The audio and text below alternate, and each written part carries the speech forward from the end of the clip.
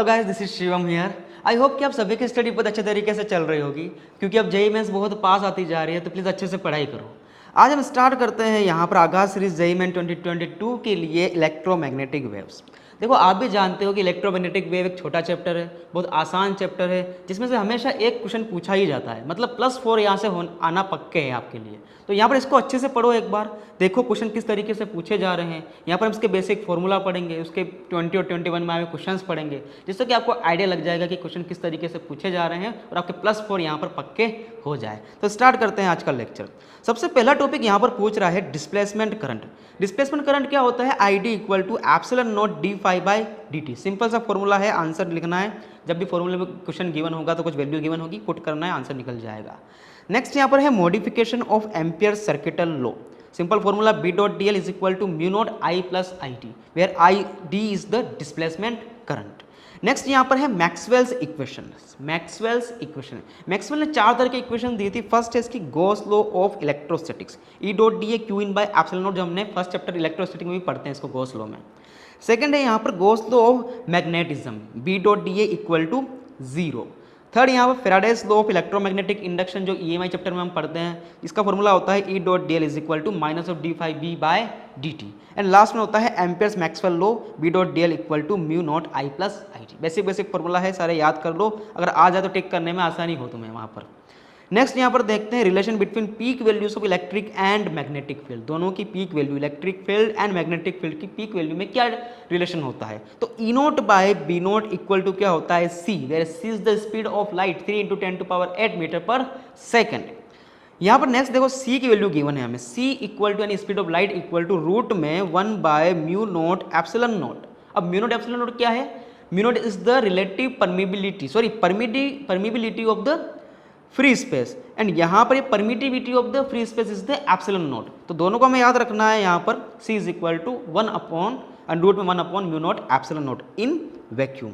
और अगर मीडियम की बात कर ले तो V इक्वल टू रूट में 1/μm∈m इन मीडियम। अब यहाँ पर μm और ε0 की वैल्यू क्या होती है? सिंपल, यहाँ पर μ0 एंड यहाँ पर ε0 where μr is the relative permeability of the medium और यहाँ पर ε is the relative permittivity of the medium. ये आपको थोड़ा सा ध्यान रखना पड़ेगा, इजी है, याद हो जाएंगे फॉर्मूला सारे। नेक्स्ट यहाँ पर है energy density of electric field. Simple formula, average electric field जो एनर्जी डेंसिटी का होता है एवरेज, वो होता है 1/4ε0 E0²। यहाँ पर पीक वैल्यू लेके चलना है, E0²। और वही energy density of magnetic field पूछ ले तो उसका एवरेज क्या हो जाएगा? 1/4B0² simple formula. नेक्स्ट यहाँ पर अगर पूछ ले total energy density of electromagnetic wave क्या हो जाएगी? तो सिंपल, जो हमने ऊपर पढ़ा है, कोई भी उसमें से एक लो, उसका आधा कर दो। यहाँ पर देखो 1/2ε0 E0², और वो इक्वल होता है 1/2B0²/μ0। क्या आपका काम आसान? तो इतना याद रख सकते हो। इंडिविजुअल के लिए 1/4 करना है, 1/4 करना है, टोटल के लिए ओनली 1/2 करना है किसी भी एक में, ठीक है। ये यहाँ पर टॉपिक कंप्लीट हुआ। नेक्स्ट देखते हैं intensity of electromagnetic wave. Simple formula 1/2ε0 E², 1/2ε0 E0² C। Simple 1/2ε0 E0² multiply by C। C is speed of light. और अगर मैग्नेटिक फील्ड के बारे में पूछ ले तो I is equal to 1/2B0²/μ0 C। Simple सा फॉर्मूला। मोमेंटम पूछ ले इलेक्ट्रोमैग्नेटिक वेव का, तो P is equal to U/C। U is the energy. And Poynting vector वैसे पूछता तो नहीं है पॉइंटिंग वेक्टर, लेकिन पूछ ले तो 1/μ0 E×B। Simple formulas. यहाँ पर देखो एक स्पेशल चीज गिवन है, another form of Maxwell's equation, dE/dx equal to -dV/dt। Where ये डी जो गिवन है यहाँ पर, ये पार्शियल डिफरेंशिएशन है। पार्शियल क्या होते हैं, मैं आपको एक काम करूँगा, लास्ट में मैंने क्वेश्चन लिया है, इसके बेसिस पे पूरा आपको बता दूंगा कि इसका यूज़ करना किस तरीके से है। तो यहाँ पर अब न्यूमेरिकल शुरू हो रहे हैं, देखते हैं न्यूमेरिकल किस तरीके से एग्जाम में पूछे जा रहे हैं। फर्स्ट न्यूमेरिकल यहाँ पर बोल रहा है कि for a plane electromagnetic wave the magnetic field at a point x and time t is bxt 1.2 × 10⁻⁷, इसका एम्पलीट्यूड है, sine 0.5 × 10⁻³ x plus 1.5 × 10⁻11t k cap into tesla. इतनी हमें पूरी यहाँ पर मैग्नेटिक फील्ड की एक इक्वेशन गिवन है। द इंस्टेंटेनियस इलेक्ट्रिक फील्ड की corresponding to B is speed of light given है हमें। तो हमें क्या निकालना है? ई की इक्वेशन निकालनी है। तो जब भी ऐसे क्वेश्चंस आए सबसे पहली चीज़ ढूंढनी चाहिए हमें इसका फेज। यहाँ पर फेज क्या है 0.5 इंटू 10⁻³ प्लस 1.5 इंटू 10⁻11t। ऐसा का ऐसा फेज हमें कहाँ ढूंढना है, अंदर एग्जाम्स में भी यहाँ पर ढूंढना है, यानी कि ऑप्शंस में भी ढूंढना है। तो ऐसा फेज मुझे कहाँ दिखाई दे रहा है, सिर्फ और सिर्फ यहाँ पर और यहाँ पर, मतलब कि ये 2 पॉइंट पर दिखाई दे रहा है, एक ये रहा और एक ये रहा, 2 पॉइंट पर ये सेम फेज दिखाई दे रहा है। अब नेक्स्ट हमें क्या करना है, यहाँ पर देखो, यहाँ पर ये चल रही है किस, इसका प्रोपोगेशन कहाँ हो रहा है, प्रोपोगेशन इसका हो रहा है एक्स डायरेक्शन में, ये वेव कहाँ चल रही है, एक्स डायरेक्शन में चल रही है। और मैग्नेटिक फील्ड कहाँ ऊपर नीचे हो रही है, वो के की डायरेक्शन में हो रही है। अब मुझे बताओ electric field, magnetic field and direction of propagation क्या होते हैं, तीनों एक दूसरे के परपेंडिकुलर होते हैं। तो अगर मेरी वेव यहाँ पर चल रही है एक्स डायरेक्शन में, अगर मेरी यहाँ पर ये के केप में कौन जा रहा है, के केप में जा रही है मैग्नेटिक फील्ड, तो इलेक्ट्रिक फील्ड कहाँ जाएगी, 100% जे केप में जाएगी। तो यहाँ पर देखो जे केप कहाँ है, सिर्फ और सिर्फ यहीं पर है। 2 ऑप्शन हमारे मैच हो रहे थे, इसमें भी जे केप कहाँ है, सिर्फ और सिर्फ यहीं पर है। मतलब हमारा आंसर कौन सा हो जाएगा, 100% हमारा आंसर सी हो जाएगा। तो देखो बिना हमने यहाँ पर कैलकुलेशन किए आंसर निकाल दिया पूरा का पूरा। लेकिन फिर भी अगर तुम्हें लगा है कि यहाँ पर 36 भी सर क्यों आ रहा है, तो इसका मतलब देखो यहाँ पर क्यों आ रहा है। ये हम जानते हैं कि E naught by B naught कितना होता है, सी होता है। हमें यहाँ पर किसकी वैल्यू गिवन है, यहाँ पर देखो ये वैल्यू जो गिवन है हमें यहाँ पर, ये वैल्यू है किसकी, ये वैल्यू किसकी हो जाती है, यहाँ पर ये वैल्यू ये हो जाती है बी नोट की। तो ई नोट इज इक्वल टू है बी नोट सी। बी नोट की वैल्यू गिवन है 1.2 × 10⁻⁷, सी की वैल्यू 3 × 10⁸। यहाँ पर आएगा 36। तो ये 36 किसकी वजह से आया था, इसकी वजह से आया था, ये वाला 36। तो यहाँ से ये भी निकाल सकते हो। बाकी तुम बिना इसको सोल्व किए भी ऑब्जर्वेशन से भी आंसर करेक्ट टिक कर सकते हो। ठीक है, तो ये हुआ एक सिंपल सा क्वेश्चन। नेक्स्ट आगे बढ़ते हैं, यहाँ पर सेकंड क्वेश्चन क्या बोल रहा है, देखो नेक्स्ट क्वेश्चन बोल रहा है कि इलेक्ट्रोमैग्नेटिक वेव, यहाँ पर बोल रहा है कि इलेक्ट्रोमैग्नेटिक वेव ऑफ इंटेंसिटी कितनी दे रखी है, 50 watt metre per metre square enters in a medium of refractive index n. कोई एक वेव थी इलेक्ट्रोमैग्नेटिक वेव, वो इतने रेफ्रेक्टिव इंडेक्स के मीडियम में आ गई और विदाउट एनी लॉस, उसका कोई लॉस नहीं हुआ आने के बाद। The ratio of magnetic field, तो magnitudes of magnetic electric field and ratio of the magnitudes of magnetic field of the wave before and after entering into medium are respectively. Basically हमें क्या पूछ रहा है कि E1/E2 निकालना है and B1/B2 निकालना है। मतलब मीडियम में आने से पहले इलेक्ट्रिक फील्ड E1, मीडियम में आने के बाद इलेक्ट्रिक फील्ड अगर E2 हो गई तो दोनों का रेशियो, उसी तरीके से मैग्नेटिक फील्ड का रेशियो। और गिवन क्या है हमें, इंटेंसिटी गिवन है 50 वॉट पर मीटर स्क्वायर। और एक और चीज़ इसने क्या बोल दी यहाँ पर, विदाउट एनी लॉस। लॉस नहीं हुआ मतलब क्या हुआ कि पहले जो इंटेंसिटी थी, मान लेते हैं ये I1 मान लेते हैं, बाद में भी कितनी रहेगी I2, इंटेंसिटी का कोई लॉस नहीं है। एक और चीज़ यहाँ ऑब्जर्व करनी पड़ेगी कि इसने यहाँ पर जो मीडियम की बात की, इसने नहीं बताया कि मीडियम मैग्नेटिक है या नॉन मैग्नेटिक है। तो हम इसको क्या करेंगे, हम इसको नॉन मैग्नेटिक मान के चलेंगे। क्या मान के चलेंगे, नॉन मैग्नेटिक। उस कंडीशन में इसकी म्यू आर की वैल्यू कितनी हो जाएगी, सिंपली 1 हो जाएगी। अब हम जानते हैं कि म्यू आर कितना होता है, μm/μ0 होता है। अब इसकी वैल्यू अगर 1 हो गई तो यहाँ पर μm किसके इक्वल हो गया, μ0 के इक्वल हो गया। तो एक चीज़ हमें यहाँ पर थोड़ा सोचना पड़ेगा, जब मीडियम की बात करता है, नॉन मैग्नेटिक कुछ नहीं बोल रहा है तो नॉन मैग्नेटिक मान के चलेंगे। यहाँ पर म्यू आर की वैल्यू कितनी हो जाएगी, नॉन मैग्नेटिक मीडियम के लिए 1 हो जाएगी। अब हमें जो निकालना है उसको फोकस करते हैं। हमें यहाँ पर फर्स्ट सबसे पहले निकालना है E1/E2, और हमें यहाँ पर बोला है कि I1 = I2। तो देखो यहाँ पर I का फॉर्मूला वैसे नॉर्मली होता क्या है, I = होता है 12ε0 E²C, ये होता है ना। यहाँ पर इसने बोला है कि I1 = I2, इसका मतलब समझते हैं हम। यानी कि पहले जो इसकी इंटेंसिटी थी 12ε0 E1²C, अब वो किसके इक्वल हो रही है, जो बाद में मीडियम में हो गई।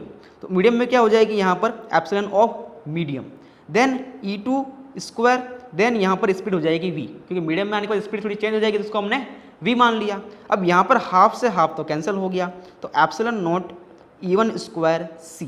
एप्सिलॉन m क्या होता है, यहाँ पर इसकी वैल्यू हो जाती है εr ε0, देन E2²V। यहाँ पर एप्सिलॉन0 ने एप्सिलॉन0 को भी मार दिया। अब यहाँ पर क्या बचा, E1²/E2² equal to εr V/C। अब हम एक चीज़ जानते हैं, ऑप्टिक्स में हमने सीखा हुआ है कि यहाँ पर रेफ्रेक्टिव इंडेक्स जो होता है वो C/ क्या होता है, V होता है। ठीक है, अब यहाँ पर एक और चीज़ हमने फॉर्मूला सीखा था थोड़ी देर पहले ऊपर, कि C = होता है 1/μ0 एंड ε0। एक और चीज़ हमने सीखी थी, अगर मीडियम में आ जाए तो इसकी वैल्यू हो जाती है यहाँ पर इस तरीके से, यहाँ पर μm ε0। एंड यहाँ पर हमें एक चीज़ गिवन थी कि जो μm की वैल्यू है वो μ0 के इक्वल गिवन है। ठीक है, तो यहाँ पर μ0 लिख दिया इसको। एंड इसकी वैल्यू क्या हो जाएगी देन एप्सिलॉन यहाँ पर नॉट एप्सिलॉन यहाँ पर आर। अब बताओ इसकी वैल्यू क्या है, सी है। देखो यहाँ पर v इक्वल टू कितना हो गया, c डिवाइड बाय में कितना एप्सिलॉन आर। तो अब मुझे बताओ यहाँ पर अगर मैं इसको क्या लिख सकता हूँ, n इज इक्वल टू होता है c बाई वी, तो एप्सिलॉन आर की वैल्यू किसके इक्वल हो गई, n के इक्वल हो गई। इतना निकाल दिया। अब चलो आगे यहाँ पर मुझे यहाँ पर एप्सिलॉन आर की वैल्यू कितनी गिवन है, यहाँ पर गिवन है मुझे यहाँ पर देखो एप्सिलॉन आर और c, यहाँ पर c बाई वी कितना हो जाएगा, n हो जाएगा। अब मुझे बताओ यहाँ पर कि मुझे अगर एप्सिलॉन आर की वैल्यू लिखनी पड़े यहाँ पर तो कितनी लिखूंगा मैं, n स्क्वायर लिखूंगा। इसका स्क्वायर कर लगे तो यहाँ पर क्या निकल जाएगा, एप्सिलॉन आर निकल जाएगा। तो मैंने यहाँ पर वैल्यू पुट की, डिवाइड बाय n किया, तो यहाँ पर मेरे पास E1 square by E2 square कितना आ गया, यहाँ पर आ गया n ओनली। मुझे क्या चाहिए था, ओनली E2 बाई E1। तो देखो यहाँ पर E1 by E2 is equal to root n, ये निकल के आ गया हमारे पास पूरा कितना, E1 बाई E2। देखते हैं यहाँ पर E1 बाई E2 कहाँ आ रहा है, देखो यहाँ पर रूट n है और यहाँ पर रूट n है, मतलब कहीं ना कहीं चांस बन रहे हैं B और C के। तो हमें क्या करना पड़ेगा, अब निकालना पड़ेगा किसके लिए, मैग्नेटिक फील्ड के लिए। तो एक बार काम करता हूँ मैं, यहीं पर इसको सोल्व कर देता हूँ, यहीं पर सोल्व कर देते हैं इसको, यहाँ पर थोड़े स्पेस में। अब क्या करना पड़ेगा, हमारे पास मैग्नेटिक फील्ड की भी इंटेंसिटी होती है, वो भी I1 इक्वल टू I2 रहेगी। तो सिंपल यहाँ पर half B1 square by mu naught equal to C, and यहाँ पर half B2 square by mu M equal to यहाँ पर हो जाएगा अब ये V। क्लियर। अब यहाँ बताओ म्यू एम किसके इक्वल हो रहा था, म्यू नोट के, तो कैंसिल हो गया, 1 2 से 2 कैंसिल हो गया। अब B1 square by B2 square is equal to V by C, और V बाय सी क्या होता है, सिंपल यहाँ पर 1 बाय n, जैसे कि यहाँ पर गिवन है V by C equal to 1 by n हो जाएगा। देन यहाँ पर B1 बाई B2 कितना आ गया, तो B1 by B2 1 by root n आ गया।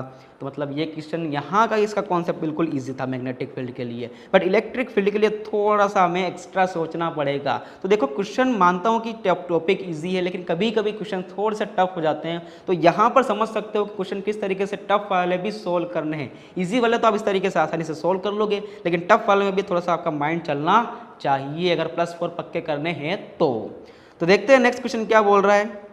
नेक्स्ट क्वेश्चन हमारा बोल रहा है कि the magnetic field of a plane electromagnetic wave is given by B is equal to B naught I cap cos kz minus omega t plus B1 J cap cos kz plus omega t, where B naught equal to 3 into 10 to power minus 5 tesla and B1 equal to 2 into 10 to power minus 6 Tesla.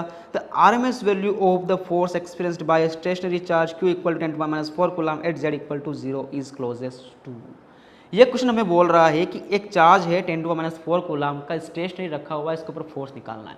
अब एक चीज़ तो आप जानते हो कि अगर charge stationery होता है तो इसके ऊपर सिर्फ और सिर्फ एक ही फोर्स एक्ट होता है, वो होता है इलेक्ट्रिक फोर्स, इलेक्ट्रिक फील्ड वाला फोर्स। और यहाँ पर मैग्नेटिक फील्ड की इक्वेशन गिवन है, तो हमें कहीं ना कहीं क्या करना है कि हमें F निकालना है, जो कितना हो जाएगा, ओनली QE हो जाएगा इलेक्ट्रिक फील्ड की वजह से। मतलब हमें E निकालना है कहीं ना कहीं, E नोट, यानी कि E की एक पीक वैल्यू निकालनी है जहाँ पर इसको रखें और चार्ज को मल्टीप्लाई कराएं तो हमारा क्या निकल के आ जाए, फोर्स निकल के आ जाए।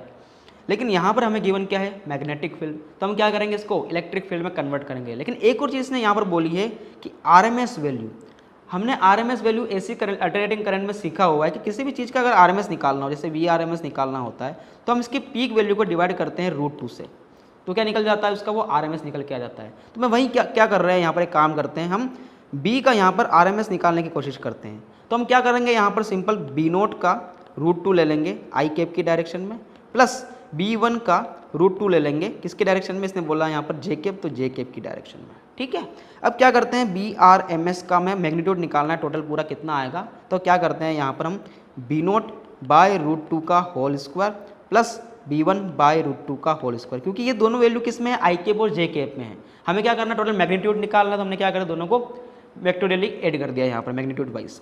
तो उसकी वैल्यू क्या आएगी, देखो यहाँ पर ये यहाँ पर हो जाएगा, B नोट की वैल्यू कितनी गिवन है हमें यहाँ पर 3 into 10 to power -5, तो इसका स्क्वायर करेंगे तो 9 into 10 to power माइनस कितना हो जाएगा, ये -10 डिवाइड बाय में √2 का स्क्वायर कितना होगा, ओनली 2 हो जाएगा, प्लस B1 कितना गिवन है यहाँ पर 4 into 10 to power -12 divide by में कितना, ये भी 2 के इक्वल आ जाएगा।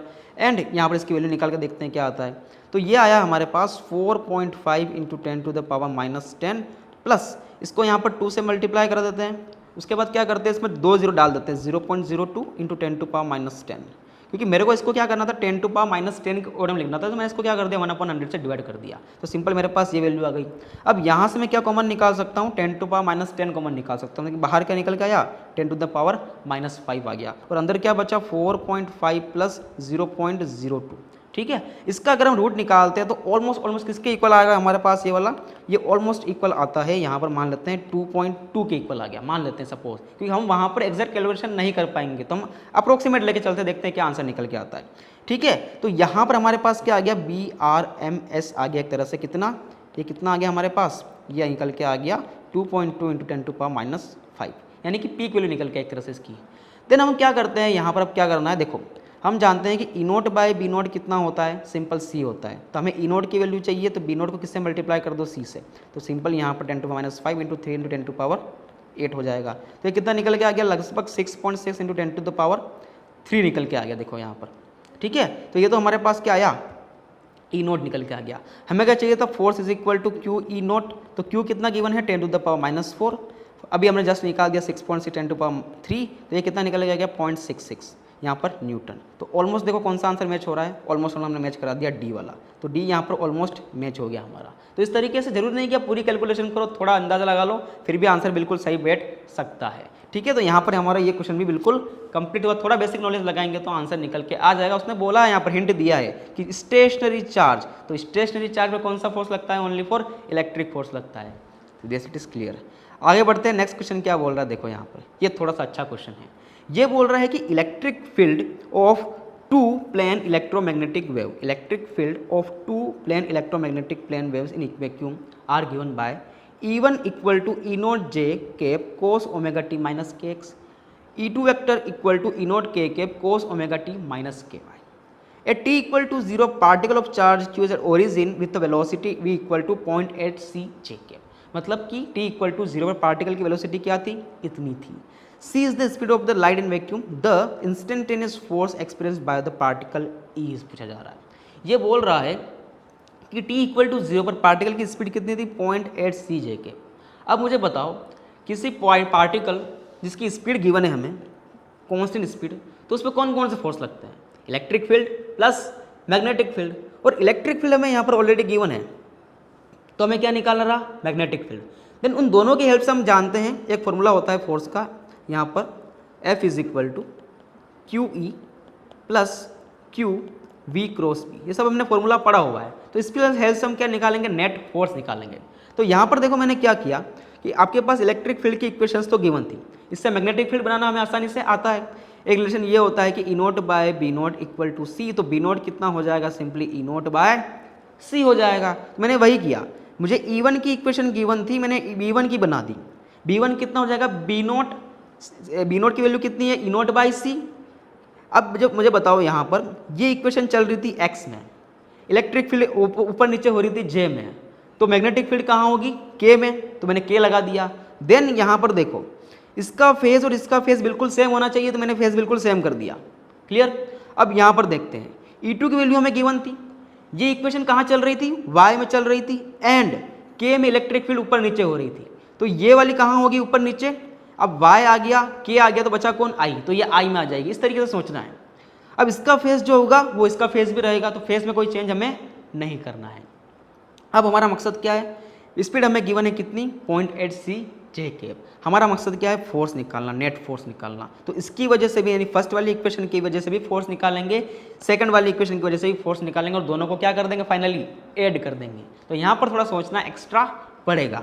तो यहाँ पर F1 निकाल के देखते हैं, सबसे पहले क्या आ रहा है, F1 vector equal to Q, E1 कहाँ गिवन है, देखो E1 की मेन वैल्यू गिवन है यहाँ पर E नोट जे केप, हमेशा पीक वैल्यू पर जाना है, E naught j cap plus Q, V की वैल्यू कितनी गिवन है यहाँ पर, 0.8 C। अब V को B1 से मल्टीप्लाई करना है, यानी कि B1 कितना था, ये रहा, E नोट बाय C।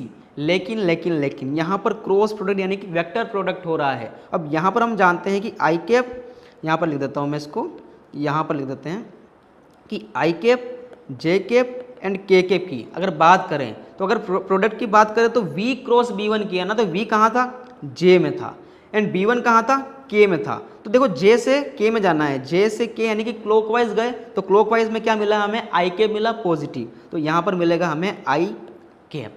अब यहाँ से देखो सी से सी कैंसिल हो गया, यहाँ पर कितना बचा, Q E not J cap plus यहाँ पर भी Q E not and finally यहाँ पर 0.8 एंड आई कैप।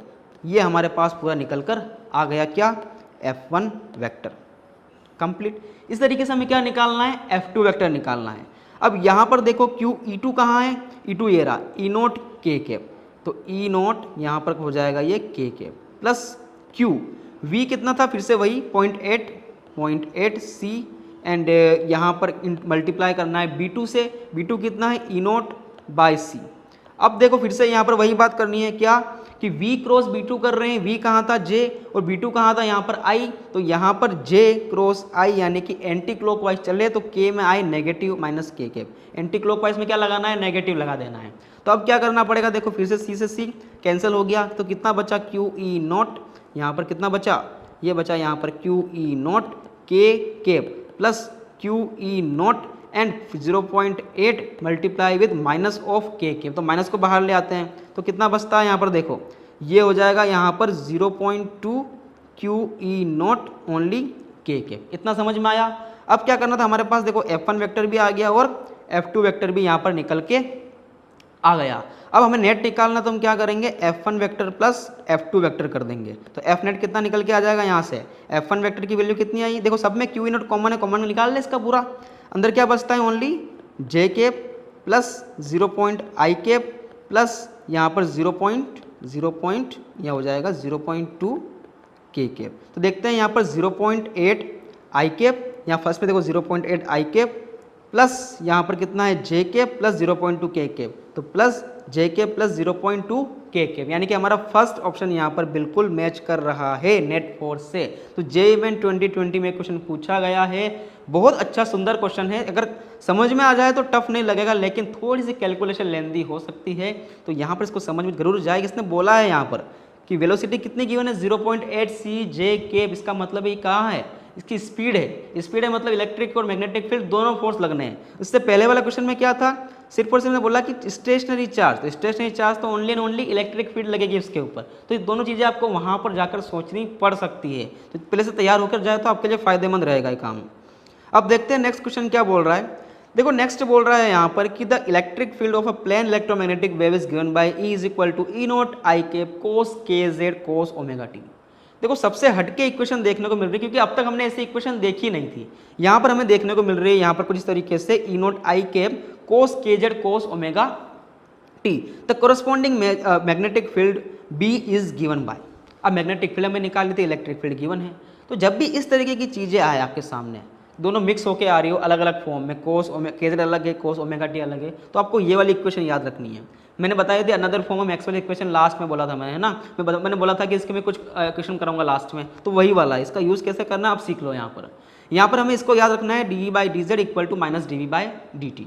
अब यहाँ पर निकालना क्या है, बी निकालना है, तो हम क्या करेंगे, सबसे पहले डी बाई डी जेड पे जाएंगे। तो देखो यहाँ पर इसकी वैल्यू कितनी गिवन है, सबसे पहले बात कर लेते हैं, ई की वैल्यू कितनी गिवन है, तो यहाँ पर ई की वैल्यू गिवन है ये वाली ई नोट, यहाँ पर ई note then cos k z and cos omega T, ये वैल्यू हमें यहाँ पर गिवन है, और सामने कितना गिवन है, यहाँ पर minus d v by d t, और इसका डी बाई डी जेड करना है, मानी कि इसका हमें क्या करना है, सिंपली बताऊँ तुम्हें, इसका हमें डिफ्रेंशिएशन करना है, लेकिन पार्शियल डिफ्रेंशिएशन करना है।